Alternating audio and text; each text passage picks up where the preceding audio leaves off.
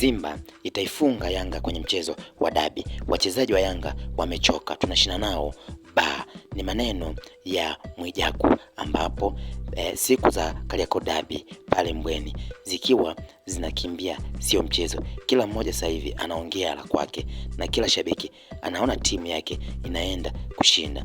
Hapo unakutana na shabiki wa klabu ya Simba Mwijaku, na yeye kaibuka na jambo lake kuelekea kwenye mchezo huo, ambapo yeye anadai kwamba wachezaji wa Yanga sasa hivi wamechoka na anashinda nao ba. Hivyo anaamini kwamba klabu ya Simba ina uwezo wa kushinda kwa kishindo kikubwa sana, na kama waamini wasubiri siku ya mechi, ambapo mechi hiyo inategemea kupigwa Mei 3 kwenye uwanja wa Meja Isamuhyo uliopo Mbweni, Dar es Salaam, ambapo kwa mjibu wa shabiki huyo wa klabu ya Simba Mwijaku, almaarufu kama Mwijaku Maokoto DC wa Instagram, anadai kwamba naamini Simba kupeleka mchezo Mbweni, basi wana uhakika wa kushinda mechi hiyo. Acha tuone tarehe 3, sio mbali. Kwa mjibu wa Mwijaku, anadai kwamba wale wachezaji wa Yanga mimi nawajua vizuri. Kwanza wengi wamechoka, tofauti na wachezaji wa Simba Sport Club. Wengi wanashinda wanakunywa pombe kuanzia asubuhi mpaka jioni, na mimi nashinda nao ba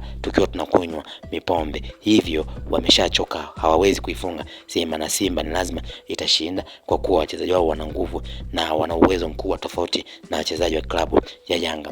Aliweza kufunguka Mwijaku wakati akitoa maneno hayo kuelekea kwenye mechi hiyo, mechi ya dabi ya Kariakoo ambayo Simba atakuwa mwenyeji kwenye uwanja wa General Isamuhyo. Basi Simba waliamua kupeleka mchezo kutokana na marekebisho ambayo yanafanyika kwenye uwanja wa Benjamin Mkapa, ambao ulitarajiwa kuweza kutumika kutokana na uwezo mkubwa wa kuhodhi mashabiki wengi lakini na wenye nafasi kubwa zaidi. Hivyo Simba wakaamua kupeleka mechi hiyo kwenye uwanja ambao wanaotumia kama uwanja wao wa nyumbani uliopo Mbweni jijini Dar es Salaam.